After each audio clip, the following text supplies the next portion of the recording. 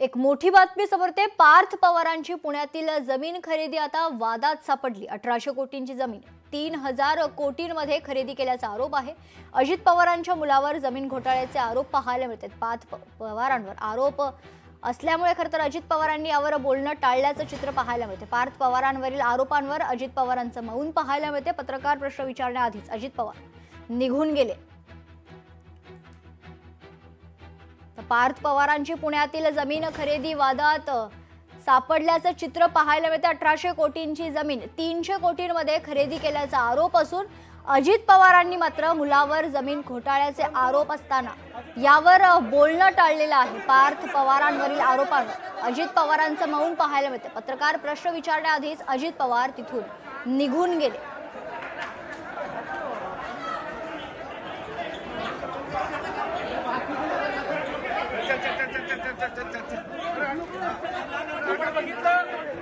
आपण आता बघितलं अजित पवारांची प्रतिक्रिया जाणून घेण्याचा प्रयत्न आपण केला, परंतु अजित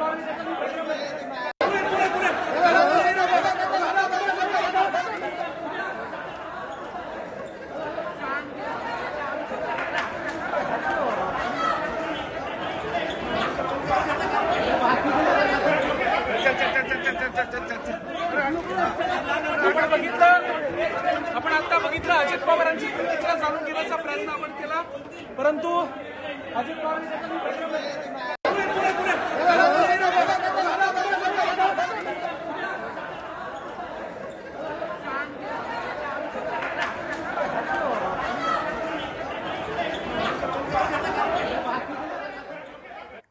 तर पार्थ पवारांवर होत असलेल्या आरोपांवर उपमुख्यमंत्री अजित पवारांनी मात्र उत्तर देणं बोलणं टाळलेलं आहे। या संदर्भात सविस्तर माहिती जाणून घेऊयात। आपल्या प्रतिनिधी आकांक्षा देशमुख आपल्यासोबत जोडले जात आहेत। आकांक्षा, काय सविस्तर माहिती? नक्कीच वर्ली डोम या ठिकाणी अजित पवार यांच्या राष्ट्रवादीची बैठक सध्या सुरू आहे। विविध कार्यकर्ते या ठिकाणी आहेत। मात्र ज्यावेळी सध्या अजित पवार या बैठकीसाठी निघाले असताना त्यांनी माध्यमांसमोर कोणतीही प्रतिक्रिया दिली नाही आहे। पार्थ पवार यांच्यावर जे आरोप होत आहेत त्या दृष्टिकोनातून कुठेतरी मीडियाने त्यांच्याशी बोलण्याचा प्रयत्न केला, मात्र कोणतीही प्रतिक्रिया न देता अजित पवार हे थेट बैठकीसाठी गेले आणि त्यानंतर त्यांनी दरवाजा लावण्यास सांगितलेलं आहे। त्यामुळे आता अजित पवार बैठक संपल्यानंतर या संदर्भात काय स्पष्टीकरण देतात का, प्रतिक्रिया देतात का, हे देखील पाहणं तितकंच महत्त्वाचं असेल। निश्चित, धन्यवाद आकांक्षा आपण दिलेल्या सविस्तर माहितीसाठी। पार्थ पवारांची पुण्यातील जमीन खरेदी आता वादात सापडलेली आहे। 1800 कोटींची जमीन 3000 कोटींमध्ये खरेदी केल्याचा आरोप असून जमीन घोटाळ्याचे आरोप असताना पार्थ पवारांवर अजित पवारांनी मात्र बोलणं टाळलेलं आहे। पार्थ पवारांवरील आरोपांवर अजित पवारांचं मौन पाहायला मिळते। यावर पत्रकारांनी जेव्हा प्रश्न विचारले ते प्रश्न विचारण्याआधीच अजित पवार त्या ठिकाणाहून निघून गेले होते। ही दृश्य आपण पाहतोय की यावेळी पत्रकारांशी बोलणं अजित पवारांनी टाळलं। परंतु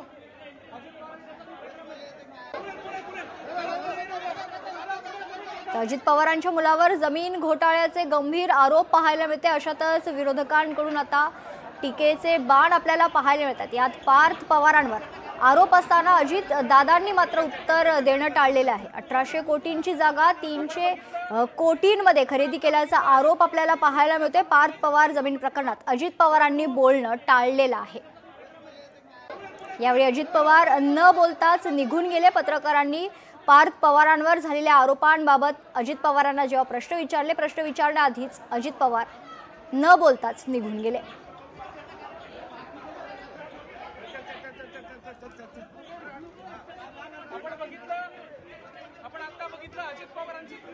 पार्थ पवारांची पुण्यातील जमीन खरेदी वादात सापडलेली आहे। 1800 कोटींची जमीन 300 कोटींमध्ये खरेदी केल्याचा आरोप पार्थ पवार यांच्यावर आहे। अजित पवारांच्या मुलावर जमीन घोटाळ्याचे आरोप पाहायला मिळत आहेत।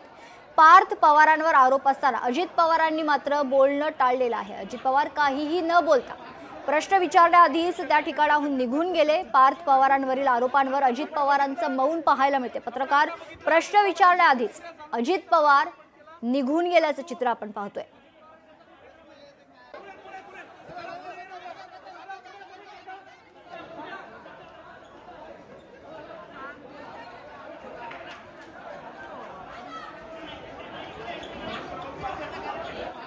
पुणे जमीन घोटाळा प्रकरणात चौकशी समिती स्थापन करण्यात आलेली आहे। अतिरिक्त मुख्य सचिव विकास खारगेंच्या अध्यक्षतेत समिती स्थापन झाल्याची माहिती आहे। मुख्यमंत्री देवेंद्र फडणवीसांनी या संदर्भात महत्त्वाचे निर्देश दिलेत। पुणे तहसीलदार सूर्यकांत येवले तात्काळ प्रभावाने निलंबित झाल्याची माहिती। अधिकाऱ्यांवर कारवाई आहे तर पार्थ पवारांवर कारवाई होणार का हे पाहणं देखील तितकंच महत्त्वाचं असेल। मात्र यावेळी अजित पवार यांनी मात्र पार्थ पवारांवर बोलणं टाळलेलं आहे। या सर्व आरोपांवर अजित पवार यांचं मौन पाहायला मिळते। पत्रकारांनी प्रश्न विचारण्याआधीच अजित पवार निघून गेले।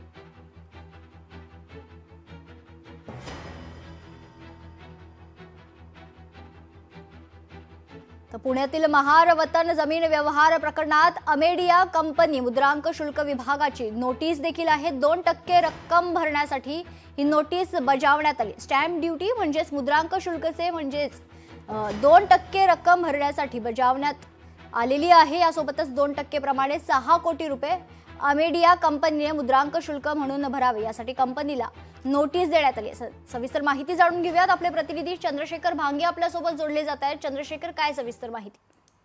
म्हणजे खरं तर पुण्यामध्ये एकूण 60% जी आहे ती स्टॅम्प ड्युटी आहे। त्यामध्ये अजित पवार यांच्या चिरंजीवाला जी स्टॅम्प ड्युटी माफ करण्यात आली ती 5%, जी 2% स्टॅम्प ड्युटी राहते त्यामध्ये एलबीटी आणि मेट्रो असे 1% जे आहेत त्या ह्या 2%चे एकूण 6 कोटी रुपये जे आहेत ते होतात आणि ते 6 कोटी रुपये भरा अशी नोटीस जी आहे ती आता मुद्रांक विभागाने पाठवलेली आहे। खरं तर हे सगळं वराती मागूनचं घोडं म्हणावं लागेल, कारण ज्या पद्धतीनं हा सगळा व्यवहार झाला आणि या व्यवहारानंतर 5% जी स्टॅम्प ड्युटी माफ करण्यात आली आणि ही जी 2% जी स्टॅम्प ड्युटी आहे एलबीटी आणि मेट्रोची ही स्टॅम्प ड्युटी भरा म्हणून आता ही नोटीस गेलेली आहे। खरं तर अत्यंत धक्कादायक हा सगळा प्रकार आहे। अशा पद्धतीनं हे सगळं वराती मागूनचं घोडं आता आपल्याला जाताना दिसत आहे। मुद्रांक विभागाचे जे अधिकारी आहेत त्यांनी ही सगळी नोटीस पाठवलेली आहे। पुण्याच्या मुंडवा येथील ही महत्वाची आणि मोक्याची जी जागा आहे ती जागा अगदी 280 कोटी रुपयाला दिल्याची माहिती समोर आली होती आणि या सगळ्यामधली जी स्टॅम्प ड्युटी आहे ती माफ करण्यात आली होती। साधारण 2100 कोटी रुपये ही सगळी स्टॅम्प ड्युटी होती आणि या सगळ्यामध्ये जे आहे आपण बघू शकतो की नोंदणी करायला मुळात ही सगळी गोष्ट नको होती। ज्या मुद्रांक विभागाने या सगळ्याची नोंदणी केली होती ही सगळी बेकायदेशीर नोंदणी मुद्रांक विभागाने केली होती आणि या सगळ्या बेकायदेशीर नोंदणीनंतर सुद्धा आपण पाहिलं तर आता 2% जी रक्कम आहे एलबीटीची आणि मेट्रोची ही 2% रक्कम आता आपण भरा असा ही जी नोटीस आहे आता दिलेली आहे। हा सगळा व्यवहार जो आहे तो आपण पाहतोय हा रद्द करायला खरं तर हवा होता, परंतु हा रद्द न करता पुन्हा एकदा नोटीस पाठवून हा व्यवहार पूर्ण करण्याचाच हा सगळा प्रकार म्हणावा लागेल। मेघना, निश्चित चंद्रशेखर, खरं तर आपण जर पाहिलं तर अजित पवार यांचे सुपुत्र पार्थ पवार यांचं देखील नाव समोर येते। अधिकाऱ्यांवर आता कारवाई आपण पाहिलेली आहे। तहसीलदारांवर निलंबनाची कारवाई करण्यात आलेली आहे। पार्थ पवारांवर कारवाई होणार का, हा महत्त्वाचा प्रश्न आहे। खरं तर पार्थ पवार यांनी यामध्ये बेकायदेशीर सगळं काम केलेलं आहे। हा सगळा फौजदारीचा विषय समोर आहे। कारण ज्या पद्धतीनं सरकारी जमीन जी होती सरकारी जमीन मुळात विकत घेणं हाच गुन्हा आहे। 420 यामधले जे कागदपत्र आहे ते सगळे बनावट कागदपत्र बनवले म्हणावं लागेल। एकीकडे पुण्याचे जिल्हाधिकारी ही जमीन सरकारी असल्याचं सांगित असले तरी अजित पवारांच्या चिरंजीवानं ही जी जमीन खरेदी केली ही जमीन सरकारची आहे, केंद्र सरकारची आहे। त्यापूर्वी ही महार वतनाची जमीन होती। यातील ज्या व्यक्तीने यांच्याकडून जे आहे ते साठेखत करून घेतलं होतं, ज्याची पॉवर ऑफ पॅटर्न घेतली होती ती व्यक्ती जी महिला आहे त्या महिलेच्या विरोधात सुद्धा गंभीर स्वरूपाच्या फसवणुकीच्या तक्रारी आणि गुन्हे आहेत। त्या सगळ्यामध्ये हा सगळा संशयास्पद जो व्यवहार झालेला आहे यामध्ये पार्थ पवार हे दोषी आहेत आणि त्याची जी मालकी आहे ती राज्य सरकारचा याच्यावरती ताबा आहे आणि केंद्र सरकारची यामध्ये आपण केंद्र सरकारचा ताबा आपल्याला या ठिकाणी दिसत आहे। एकंदरीत या सगळ्यामध्ये जर आपण पाहिलं तर यामध्ये जी महिला आहे पिंपरी चिंचवड भागातील या महिलेची ईडीकडून सुद्धा यापूर्वी देखील चौकशी झाली होती। या तेजवानी नावाच्या महिलेवरती तात्काळ गुन्हा जो आहे तो दाखल करणं अपेक्षित आहे आणि त्याचा बरोबर पार्थ पवार यांच्यावरती सुद्धा फौजदारी स्वरूपाचा फसवणुकीचा गुन्हा जो आहे यामध्ये दाखल होऊ शकतो।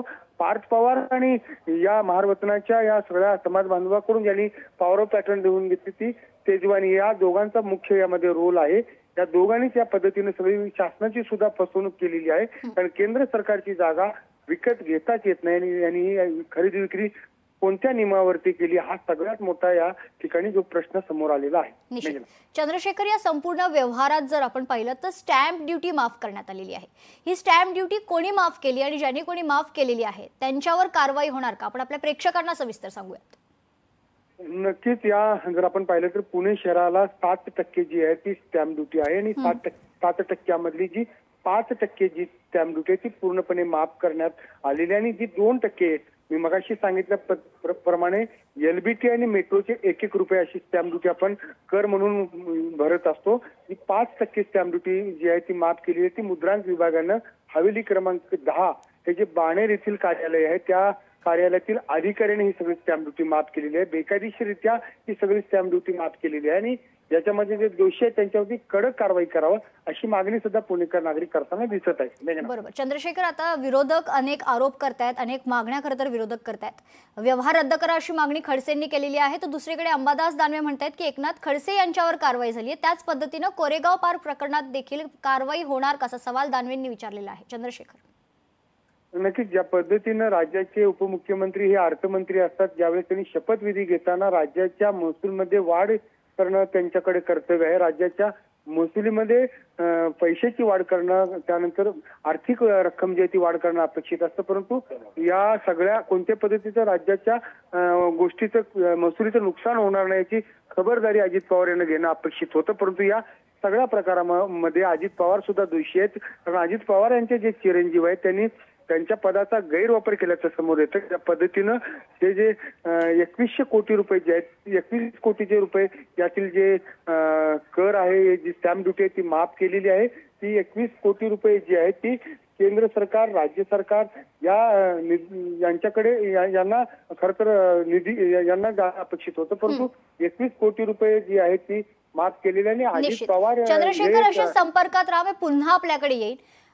पण या क्षणाला एक महत्त्वाची बातमी समोरते. पुण्यातील महार वतन जमीन व्यवहार प्रकरणी अजित पवारांची मंत्रिमंडळातून हकालपट्टी करा अशी मागणी काँग्रेसचे प्रदेशाध्यक्ष हर्षवर्धन सपकाळ यांनी केलेली आहे. 1800 कोटींची जमीन 300 कोटींना खरेदी केल्याचा पार्थ पवारांवर आरोप आहे. तसेच या प्रकरणात मदत करणाऱ्या अधिकाऱ्यांना तात्काळ निलंबित करा अशी मागणी ही हर्षवर्धन सपकाळ यांनी केली आहे.